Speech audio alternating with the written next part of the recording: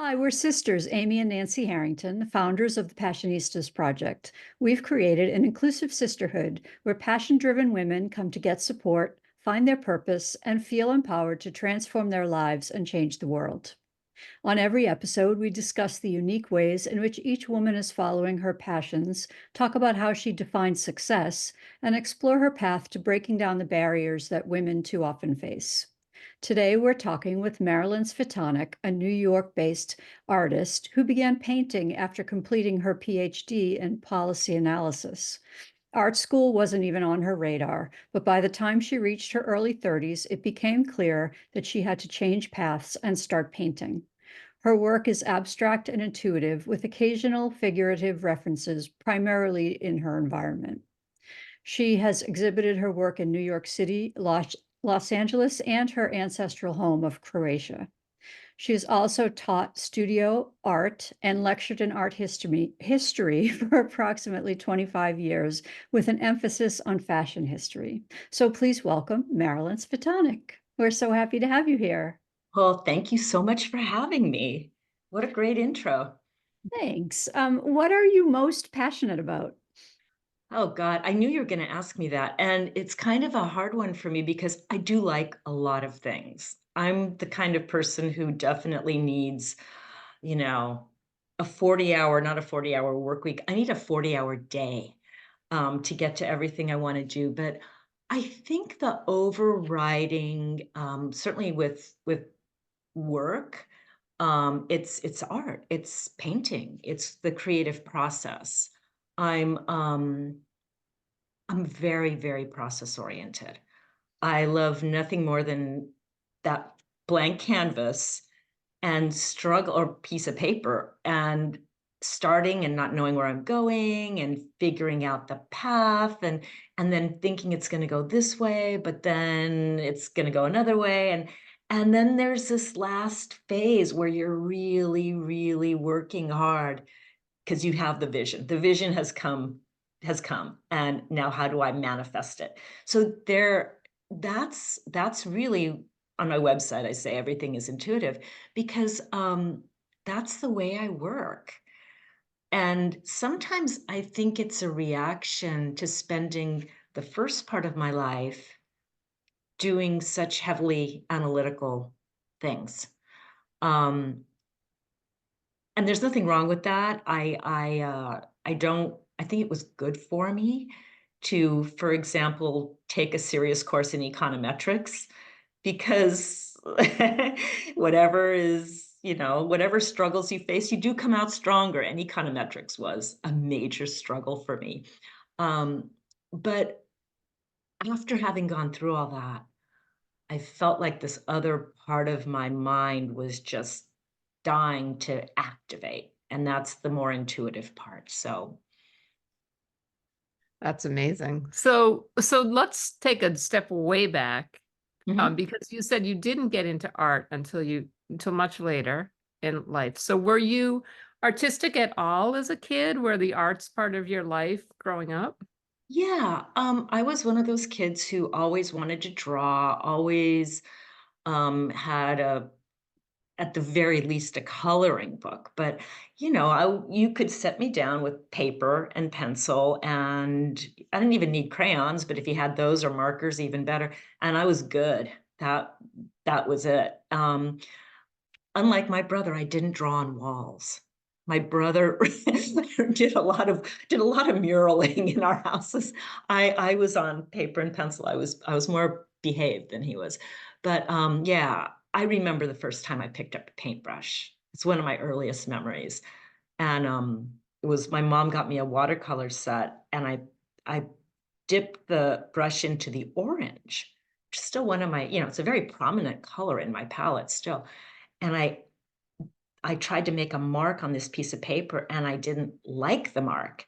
And I started getting mad. And then my mother showed me how to, really hold the brush. And then I got the hang of it. And I don't know what I did after that, except I was on to something.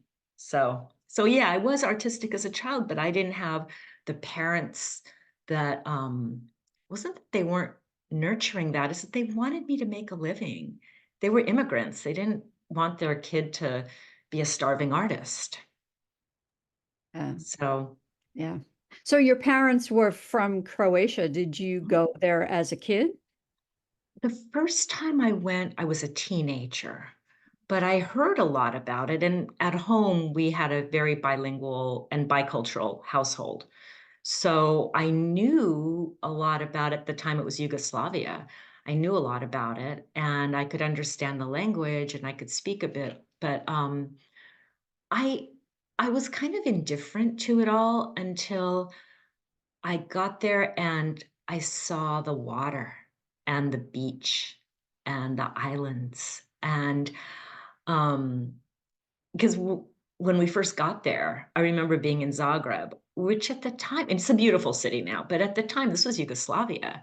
It was the 70s, it was the 80s, and it was kind of gray and grimy. And I admit, I was a suburban LA kid. I wanted to go shopping and there was nothing for me to buy. And so I had all this babysitting money burning a hole in my pocket. I ended up buying a rug with it, a beautiful rug, Bosnian rug. But I wanted to buy clothes, and there's no clothes to buy that I liked. So I was really kind of like, well, what are we doing here? And then we went to the coast and everything changed. And um, I went to some barbecues, which are big in Croatia, grilled fish. Um, and I went swimming every day and I was like, okay, I'm sold. I can move here. I'm done. And everything flipped once I got to the coast. And now I'm not that I mean, I love the whole country now, of course, now that I'm a little more mature than I was when I first went. But and I always would say Croatia is so much more than just a beach. There's an enormously rich culture. But 15-year-old me, it was the beach that spoke to me. Yeah. And do you still have family there that you see when you go back? Yes, I have cousins. I have an aunt still, and mostly cousins. Um, one of my dearest cousins, who wasn't that old, sadly passed away this year. And Fedor, so he was a big tie for me, Croatia. I'd always go see him, but I have other cousins who I see regularly and who I love dearly. So and I have friends there. So I'm always, I'm just happy to be there. So let's talk about policy analysis. Why was Oh that? God. Why was that the choice? And Um, explain what that even is for those of us who don't understand. well, let me just start at the beginning. I wanted to save the world. When I was a teenager, I thought my parents were saying, "Oh, you get good grades, you can be a doctor." That's what every immigrant family tells you. You can be a doctor. So I thought I'm going to be a doctor, right? And then I got into college and I realized I couldn't do organic chemistry. I could do a lot of subjects, but organic chemistry was just, it was not working. And even my general science grades were not med school caliber. But then I thought, what do I really want to do? Well, I wanted everyone to have access to healthcare. And the reason this was so important to me was when I was a teenager, this is like really personal going back, but maybe it's interesting to people. When I was a teenager, I had a skateboarding accident. Nothing horrible, but I had to go to the emergency room. And I sat there and I saw this man get wheeled in. He didn't speak English, and he had some kind of an accident with a machine, a gardening accident maybe. He was bleeding all over the place. He was in a wheelchair, and they wouldn't take care of him. And I'm sitting here, with my mom, my arm is all iced up, and everyone's being super nice to me. And they just told this guy that he had to drive from the hospital we were at in the San Gabriel Valley to the county hospital, which was like half an hour away, and he's bleeding. And I guess he wasn't going to die. But I thought, that is wrong. That is so wrong. So that was part of it. It's like, I want to make that never happen to anybody. So in lieu of med school, because I realized I wasn't going to get in, I got into public health. I got a bachelor's in public health. I dedicated myself to AIDS and HIV. because that seemed to be the biggest emergency situation. And it was easy to relate to because people around me were getting sick. So, um, and they didn't have, again, access to healthcare, to everything they needed. They were just suffering. And this is a wealthy country, no one should be suffering like that. So I got into all of that. And I was really coming from a standpoint of advocacy. So policy analysis is where you get a lot of data, usually hard data, and you run it through regressions and different types of analytic models, quantitative models usually, to see what is the data really telling you? What's really happening here? And what just seems like is happening, but maybe, you have your bias. Well, you think X, Y, or Z is happening, but the data tells you, no, X and Y are happening, but Z, not so much. So I think that's super important work. I'm a big believer in numbers, science and numbers. I just wasn't that great at it. I mean, I worked really hard to complete my PhD. It was painful. That hurt. But I wasn't that great at it. In the meantime, I was much more drawn towards advocacy. And I ended up working at the VA hospital in New York and running a pet therapy program for a while and doing research projects on AIDS and HIV. It's work I'm still proud of. I volunteered at AIDS Project LA when I was still in school, and it was all work I was proud of. But I have to admit, after dedicating it, at that point, it was, pretty much bulk of my 20s. Um, I was burnt out. A lot of people died, and so I just thought I need to shift. And at the same time, I started taking art classes, and I never stopped being interested in art and art history. That was always there. But I began to take it more seriously. And I just thought, I'm getting a studio. I'm just going to paint. I'm going to work part time at healthcare related stuff, or, have a part time job. So I did both for many years. And it was actually, anyone who's interested in becoming an artist, strongly advise you to have a good part-time day job, because that takes the pressure off of having to sell work, having to think about the commercial aspect of what you're doing. Because especially when you're starting, you just need to develop. You just need to make a lot of mistakes and not worry about it. Not feel like, ooh, if I don't sell X amount of art this week, I can't pay my bills. That's, I mean, sometimes people have no choice, but if you do have a choice, get a 20-hour-a-week job that covers everything and really explore your creativity. So what inspired you to take that first art class as an adult? It was really clear to me that I heard from a number of people who knew me pretty well in my 20s, and they saw how hard I was working to get the degree. And they were like, a couple of people said, you're supposed to be an artist. And I'm like, really, you think? My parents never said that, God forbid. But in my family, no one in my family ever said that. That scared the hell out of them.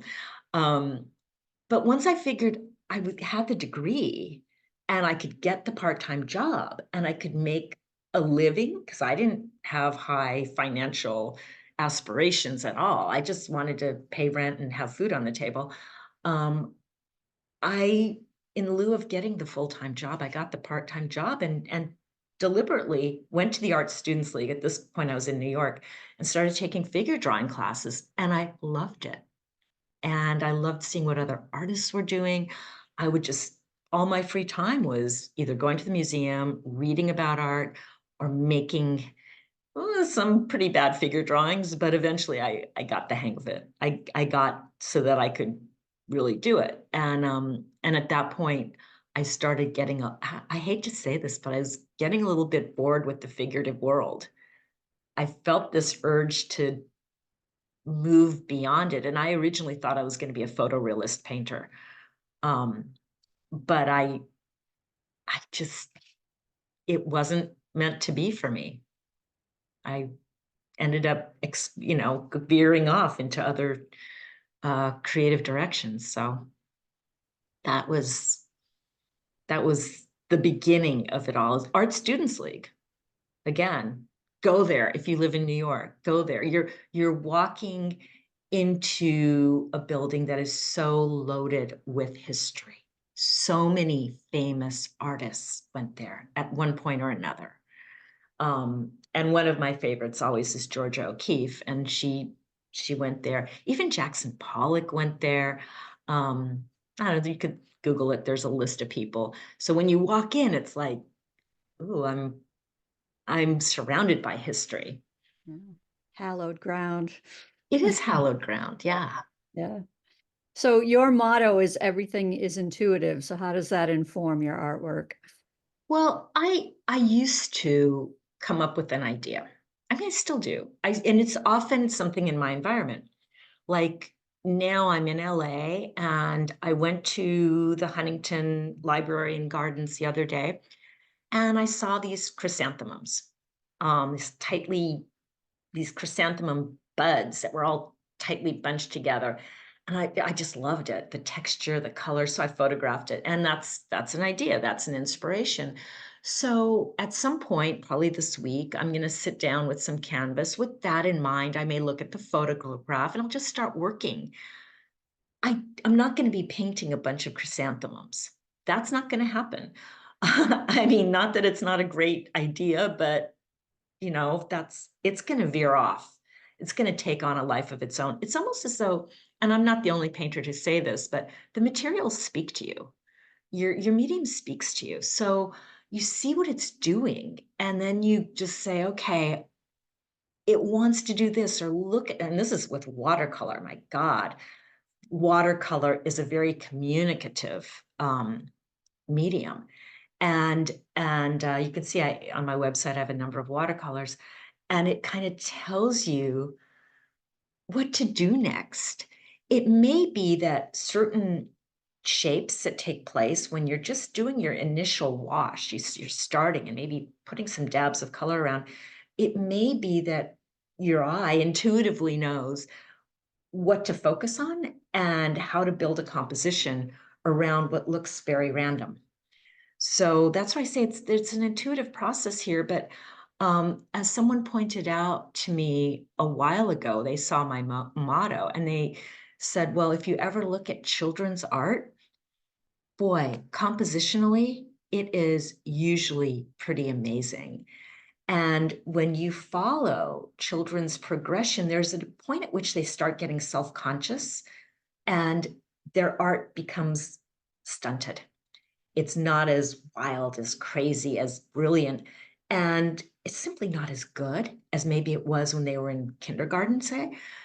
And so that's that intuition that gets beat out of us often with the, we're judging ourselves often. My God, when I've taught in the studio, students are going, you give them a blank piece of paper. That was maybe mean. That's how I would begin everything. It's like, but cheap, crappy paper, you can destroy it. It's not precious. That's the idea. And they'd be like, I don't know what to do.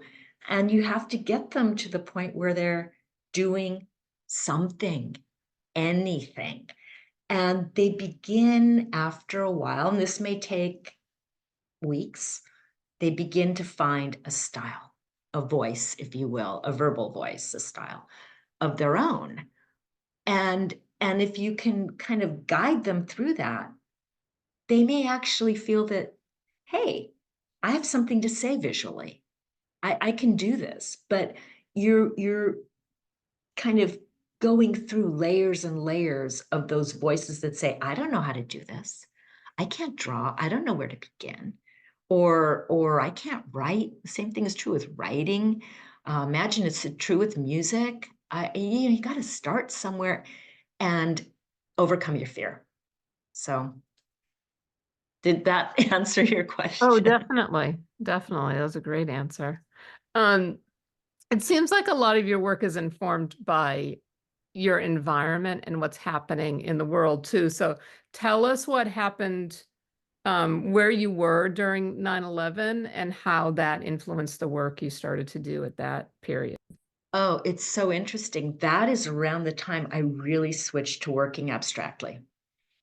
Because I hadn't been painting for all that long, and, I was doing these kind of surrealistic animal paintings, um, and they were fine.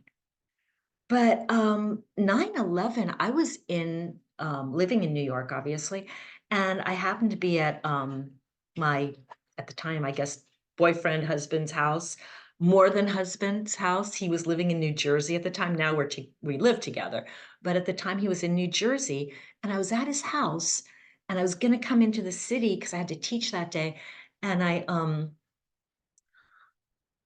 we had the radio on and oh, a plane crashed into the World Trade Center. And then little by little, the whole story became evident. We went to a place where we could see Manhattan and it was just like, smoke everywhere. It was a nightmare.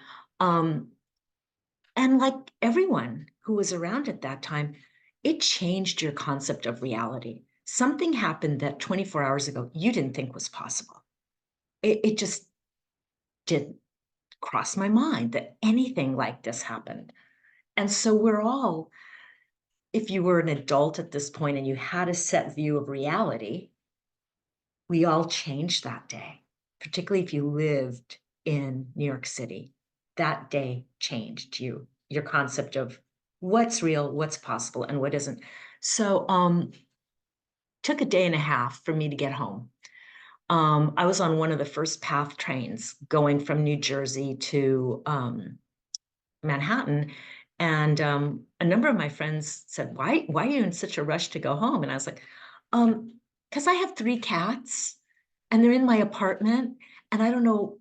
I mean, my apartment wasn't damaged, it wasn't dusty, nothing bad happened, except my cats were definitely freaked out, and so I really wanted to get home, and then when I just was like, I don't know how can I paint? What can I do? And so I did this little exercise, went to the art supply store, I bought some random supplies, including cheap paper, and I just started making marks. And I found myself making a lot of rectangles and these verticals. And I thought, wow, this is from what is in my head. Um, and that began that process of abstraction using watercolor, actually, because I started seeing these verticals appear in the watercolor. And then I started making these, overlaying it with little squares, and those are my earliest abstract pieces.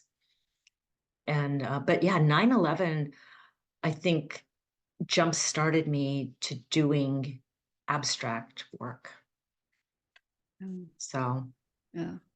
And then in 2016, you came back to LA. So yeah. how did that happen and how did that influence your work? Well, that was my dad was living alone at that point. My mom had passed away 6 years before, and he was living in the house that I'm in now that my parents bought, I don't know, it's over 50 years ago. And this was the family home. And he got to a point where he couldn't live alone anymore. He wasn't terribly sick, but he just couldn't be by himself. So he was either going to have to go into assisted living, or he didn't want a stranger coming in to take care of him. He wanted to stay in his house, and he was not suited for assisted living. Let me tell you, this guy is not a participant.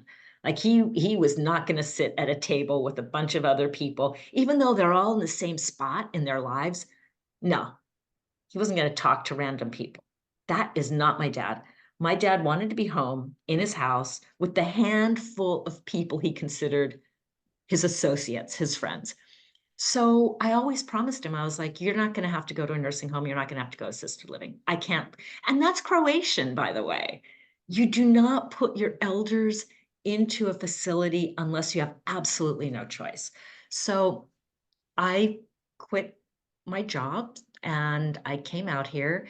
And eventually John joined me, and we took care of my dad for a couple of years. But because he liked being independent, I did have time to have a little studio in the house and paint, but I was no longer painting these kind of rectangular city scenes because I was living in the suburbs, Pasadena area, trees, mountains.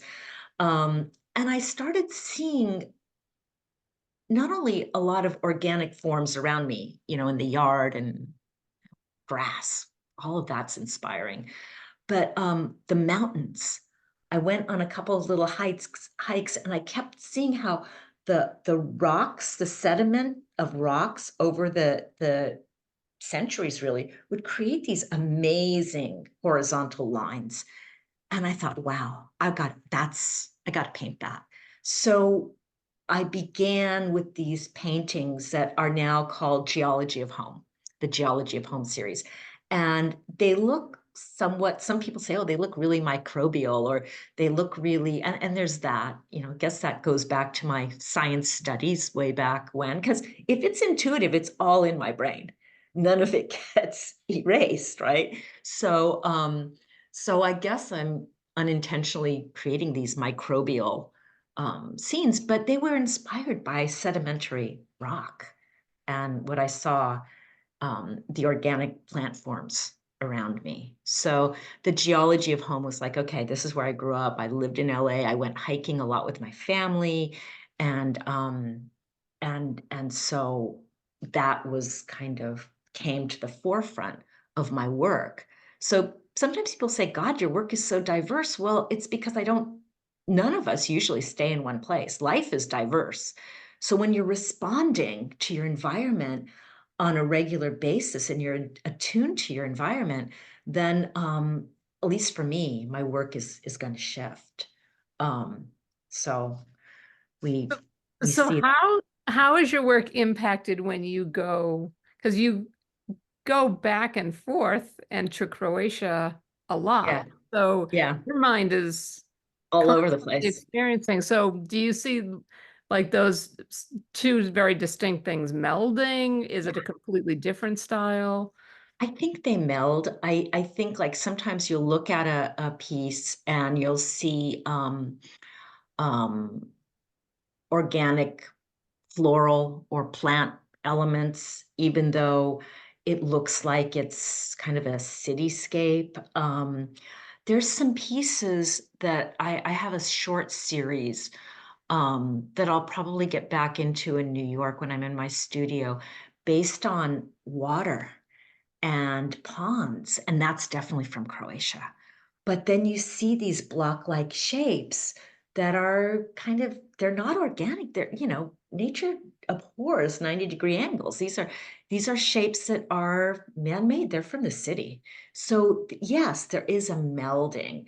And one of the pieces that I sent you guys is from a series that's really different for me. Um, and it's the Fallout Flower series.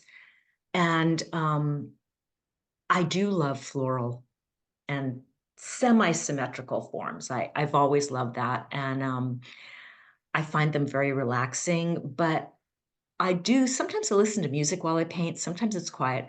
Sometimes, because this is the analyst, this is the policy person in me. I listen to kind of these more detailed podcasts. I listened to this one. I can give this guy a plug. Background Briefing. Um, it's great if you're into the minutia of the news. It's a great podcast, and it's out of Santa Monica. And so I listen to that sometimes when I paint.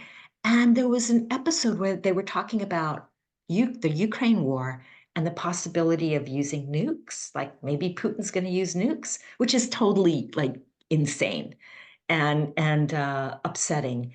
And then I just Googled Chernobyl, just see, or maybe the Russians had taken over Chernobyl. That might have been it. I Googled Chernobyl. I saw these weird plants, these flowers. Now, I don't know if all these weird flowers are shaped by nuclear mutation, or if they're just natural mutations that happen in nature. Because when I looked more deeply, I found some of these mutations or daisies in particular are natural.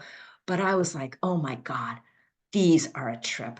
These are so inspiring to me. So I created, I'm working on a series of basically plant paintings that are radioactive. The colors are abnormal, the colors are too bright, and they're very, I think, beautiful, but they're unnerving too, because even if you look at something as horrifying as a nuclear blast, for example, a mushroom cloud, and I started reading a lot about this and watching stuff, YouTube, nuclear stuff. The cloud is gorgeous, but it's deadly. It's horrifying. And I thought, well, I tap into a little bit of that, like these are weird plants. These are not plants you want in your living room. But they're beautiful at the same time. So you can have the painting in your living room because that real plant, that you want to stay away from. The Geiger counter is going to go crazy, but and you're going to get mutated. But the painting, yeah, I really when I get back to New York, I'm going to work on those. But the reason I say when I get back to New York is those have to be oils. When I work figuratively, which I still do sometimes, I do paintings of cats and dogs. One of my early uh, artistic endeavors was animal portraiture, and I still do that in oil. When someone wants a portrait, I got to do it in oil. So these particular fallout flowers have to be oil paintings, and I don't do that here in the house because I don't know. I work in acrylic stuff that doesn't smell. So And yeah. then, so then how did COVID influence your art? Was there another shift there again? Oh, yeah. Well, COVID shifted everyone's life. Um, 2020, March. Um, I had planned with John, we were both planned to move back to New York. My dad had passed away, enough had been done with the house and everything. We were ready to go back to New York. And I went back for my friend Estelle's birthday party. Her birthday was February, it was leap year 29th. So I went to her birthday party. And then I figured, oh, it was too hard to drag all this stuff with me on this trip for the birthday party. I had so many frequent flyer miles. I thought, I'm just going to come to the party for a couple days and then go home to LA. And then around the 18th of March, John and I were going to pack a bunch of stuff and ship it all out. And we had plane tickets to fly to New York on the 18th of March, 2020. By then, the world had changed. Everything was shut down. And we ended up being here in LA for, I don't know, 2 years, I think, before we could go to New York. So I started doing more of these. I had these series of pandemic sketches because I was just here and I was doing these little watercolors that came about very spontaneously that looked like microbes. They're very pretty. I'm very proud of them because they're very beautiful, and beauty is something that I look for in art. But again, these aren't COVID microbes necessarily at all. They're just imaginary microbes. But what's a microbe? It could be something that helps you, or it could be something that kills you. So these are just very beautiful and not necessarily benign, because look at the pictures of the COVID virus. They can be stunningly beautiful.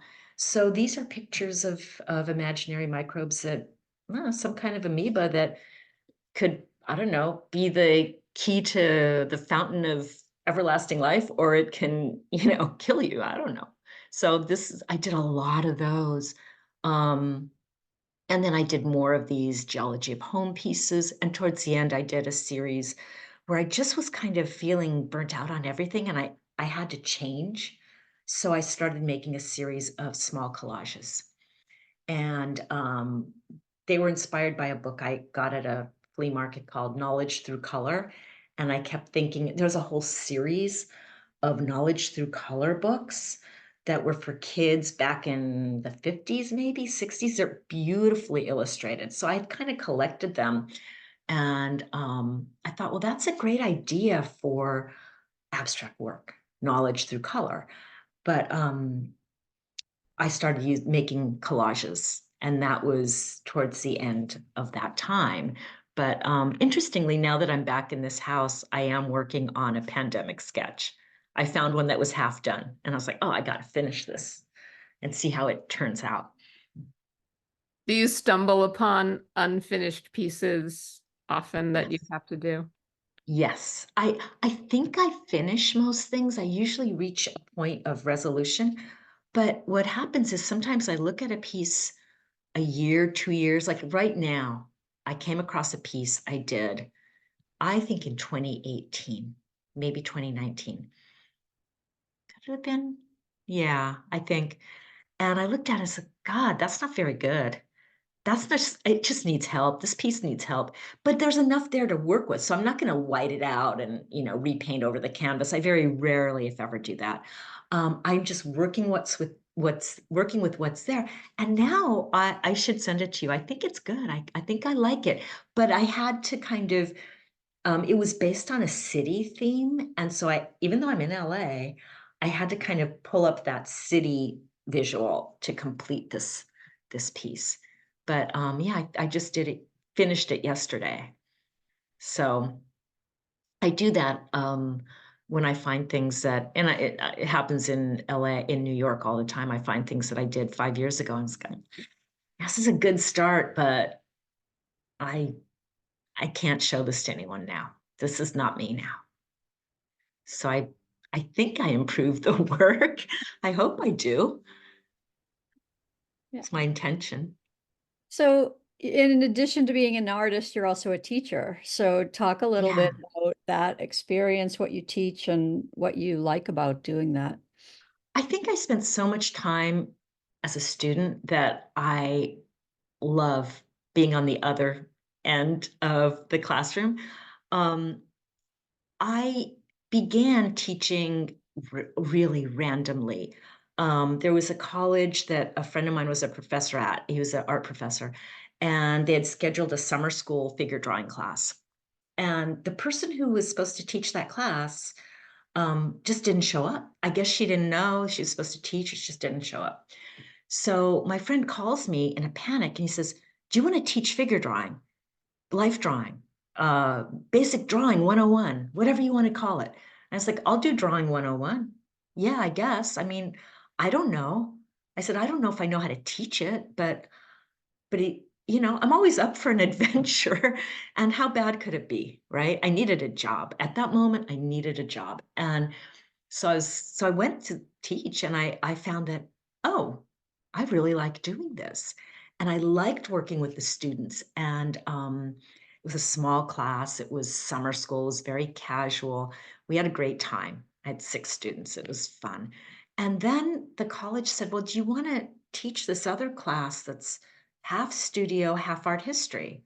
I'm like, wow, well, I know a lot of art history, but I probably, and we were still using slides at that point, right? So this is like 2000.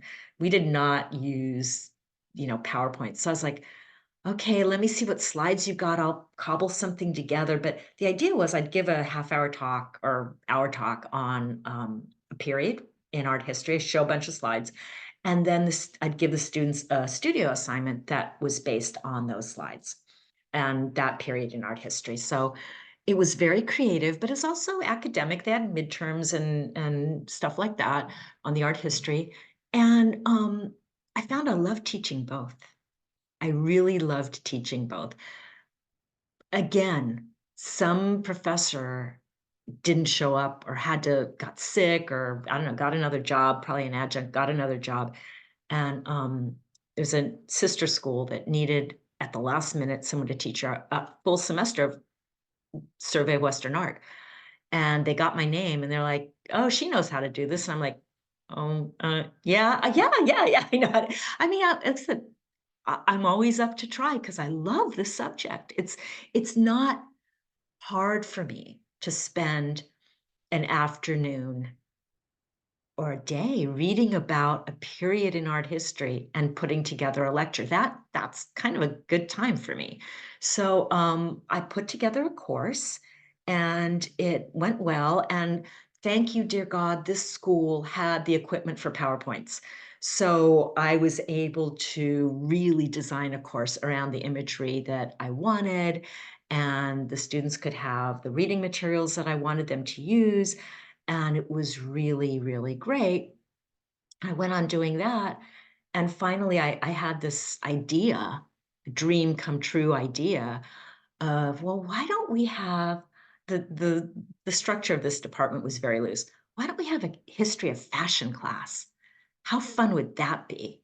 And I could talk about what people wore and how that ties into art history, how we can look at ancient from ancient to Renaissance to Enlightenment to 19th, 20th century works of art, and how clothing relates to all of that. How does it connect to portraiture? Why that vest? Why those? Why that stomacher? Why that hairstyle? There's so much information to convey just in a portrait of a, you know, 17th century minor aristocrat. So interesting. And then as you get into the 20th century and into the 19th and into the 20th century, it becomes more of a women's studies class because the role of women becomes so much more prominent. And that's the bulk of the classes. I reserve a lot of time for 19th and 20th century, and you can talk about a little bit about the labor movement, and once you get to feminism and how clothing changed, and there's more female designers out there, and women's role in society has completely evolved, and so did our clothing. So now I'm not teaching anywhere. Being an adjunct, my position is always fluid, but I'm dying to do that as an adult ed class because so many people said, "Oh, I wish I could sit in on your class." And I'm like, well, you don't really want to sit through all this academic stuff. Maybe you do, but I want to tailor it to adults who are just curious. So that's something I'd like to do in the future, hopefully near future. Yeah, I was thinking as you were talking, I'm like, I want to take that class. That That sounds sounds like a Yes. good sisterhood workshop. Yeah, it would be. I mean, I think, um, yeah, it's someplace something that is not, when we compare it to straight up art history, there's so much documentation. There's so many really well-researched ideas and theories, and even when scholars don't agree, you've got lots of evidence on both sides. Fashion history, clothing history, it's just the research is much thinner. And so sometimes when I'll come up with a concept that I think is really validated by the literature, um, I'll go online, God forbid, and then you find someone who says, no, that's not true. It's really like this. And so as a scholar, I do have to go through to the academic literature that's been peer reviewed, and I'm kind of a purist that way, but that does not make it less interesting. It almost makes it more interesting because you're really dealing with again, data, not numbers, but real hardcore archaeological information. I love that you've found a way to combine. It sounds like you've combined all three of the interests that you've talked about. The data and the information and research, the art and the creativity, but also that advocacy that inspired you to go down that original path. So are you Yeah. consciously aware of that element of it? Is it something you're trying um, to work into your teaching and your art? It's a it's a tough area because part of what really motivated me away from policy work and even more into art was that I felt I had more to contribute. And the irony here is that, yeah, I had all this training in data analysis, but guess what? People don't care about data. My goal was socialized, and I'm not afraid to say it, socialized medicine, medicine for everyone. When I was in my 20s getting that PhD, I was like, everyone's got to have healthcare. And it's got to be a right. And I realized as I got more mature that no one in the policy making world was going to do that. And I thought I could spend the next 40 years um, banging my head against the wall, coming up with all the data that it was already there by the 80s that our system was not working. It was so evident our system wasn't working. And yet, when Hillary Clinton and Bill Clinton tried to create kind of a public option, and what eventually was very much like Obamacare, but they included the public option, which was central, that couldn't pass through Congress. And I was just like, I don't know, man. I do a painting of someone's cat and they're really happy, or I do a really beautiful work of art and it people want to look at it every day. I was selling a little bit and I was like, I'm communicating something here. So maybe I can do both, you know, advocacy work on some level and and work to make the world better through art, which I don't take lightly because I believe a really good work of art, and it could be a play, it could be a poem, it could be a song, it could be a symphony, it could be a painting, it could be any kind of creative work that speaks to a person, shifts their mindset. And once that mindset is shifted, they are going to be open to more possibilities. And if those are, the right possibilities, hey, you've made a difference in that person's life. You've shifted their mind a little bit. I know great art has done that for me. And even as a teenager, when I listened to music, I was like, wow, I was so moved by in that at that point it was, and I still am a huge Bob Dylan fan, but the songs of Bob Dylan that opened me up to poetry, that opened me up to all kinds of then political literature and things like that. So I take that responsibility as being an artist super, super seriously. Um, and it can be a type of advocacy, even if it's not overtly political work. Originally, I thought I was going to do overtly political work. Suko, one of my great heroes. I love her work for animal rights, human rights, and particularly, I'm a big animal lover too. So, um, and I thought, God, I want to do work like that, but it wasn't happening for me. I'm not Suko. I'm something else. So that was kind of a disappointment that I can't be Suko, but I realized Suko is Suko and I'm doing something else that needs to be done. But that was kind of, as an artist, I was like, wow, okay, this other voice is calling me and I got to follow it. So it's not that I don't like I had some animal. I still think I still have some cat paintings up at Fringe Hair Salon in Brooklyn.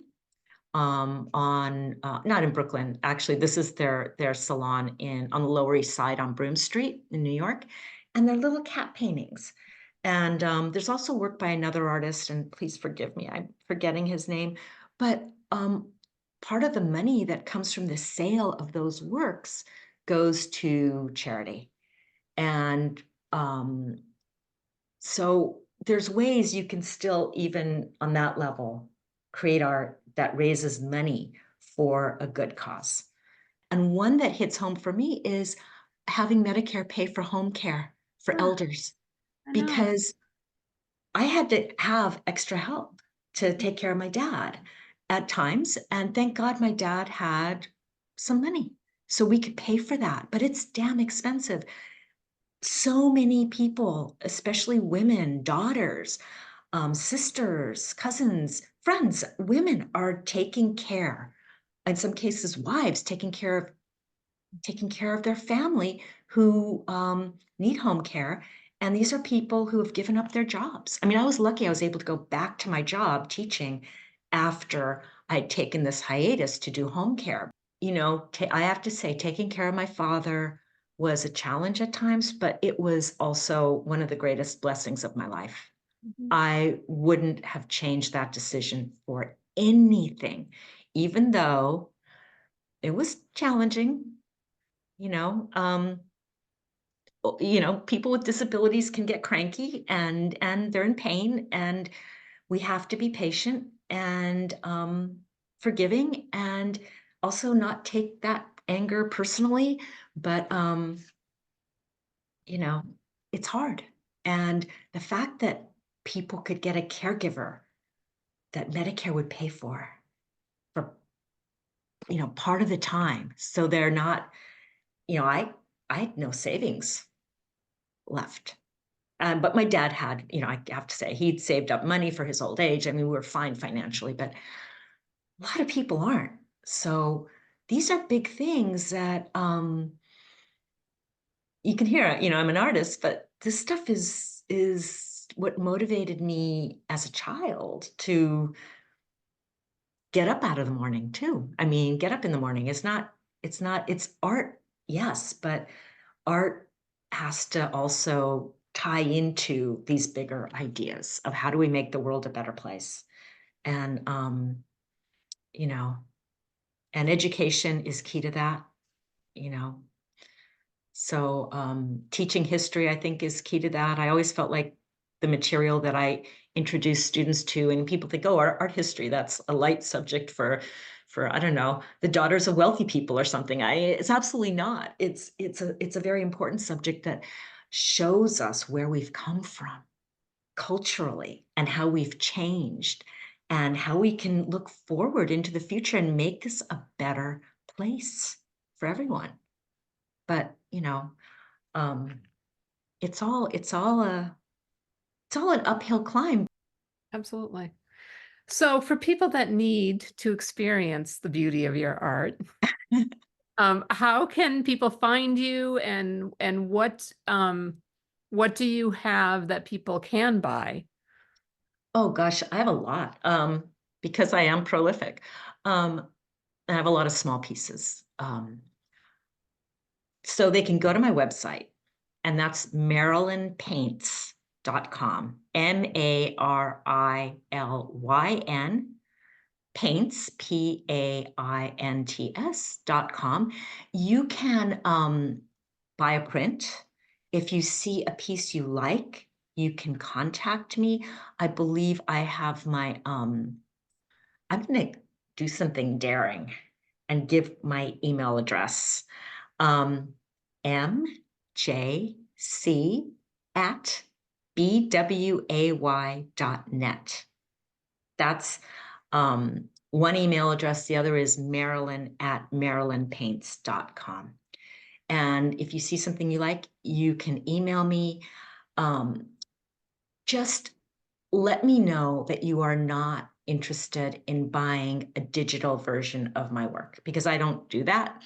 So let me know that that you came through this podcast, and because I get a lot of weird inquiries and I have to sift through.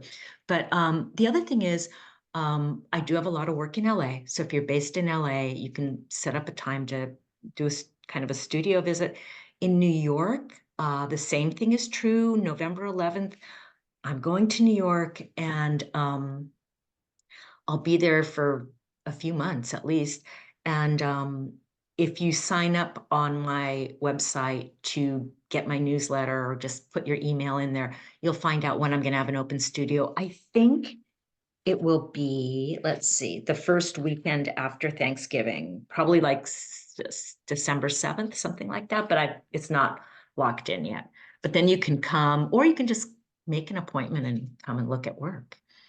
But I'm easy also. God, if you're driving and you can't get this information, I'm the only Marilyn Cvitanik in the world. You can just Google me. I'm like so damn easy to find.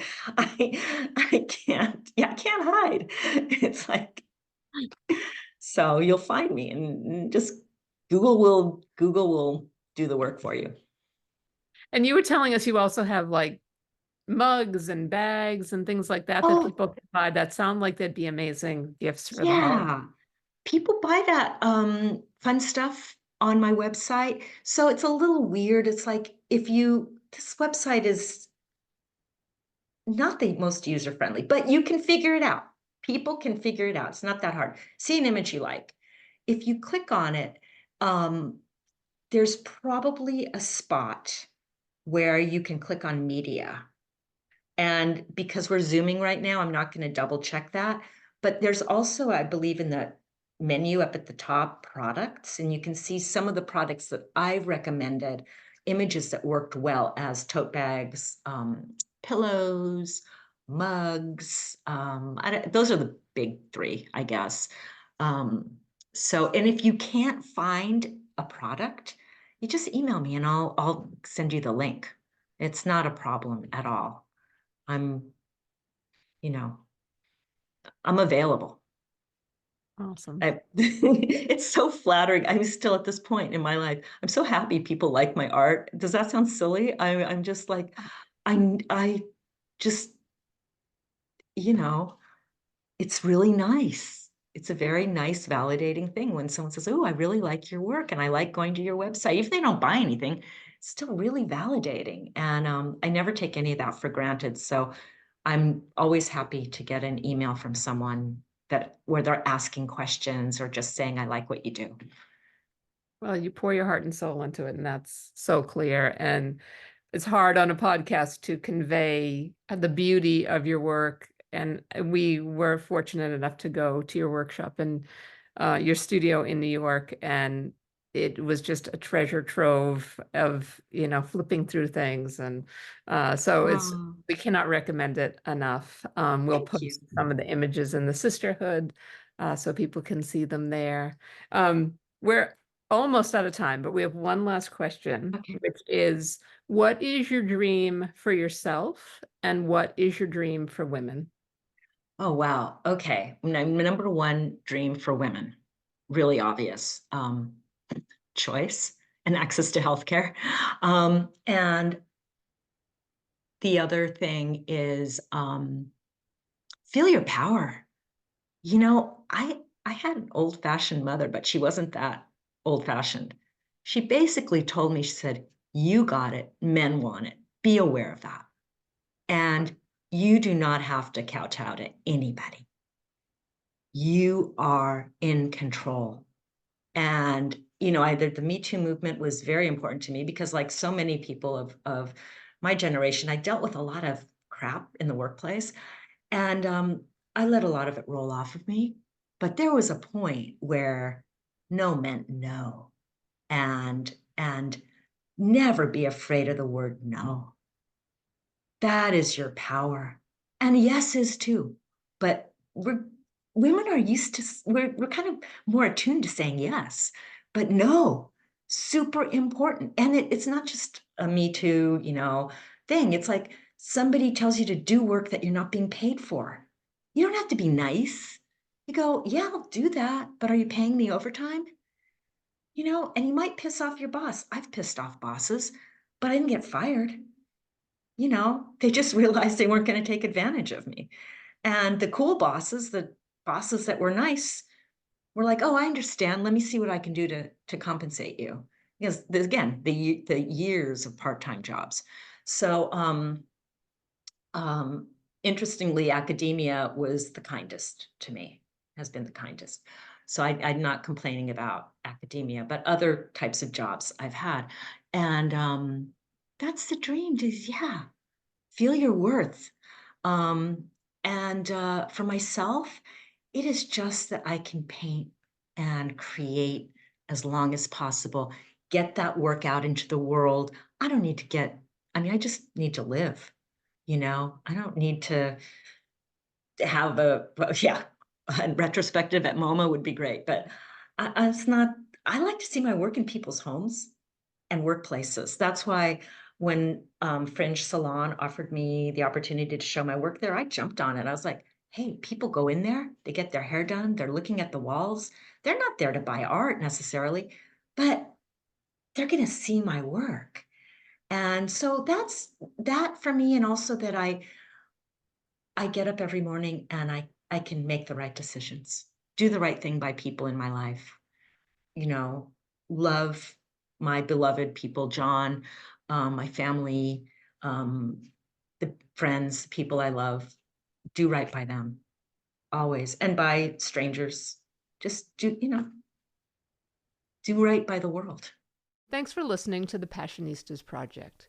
Be sure to visit thepassionistasproject.com to sign up for your free membership to join our worldwide sisterhood where passion-driven women come to get support, find their purpose, and feel empowered to transform their lives and change the world.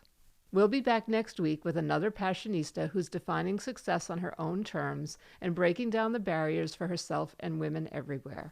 Until then, stay passionate.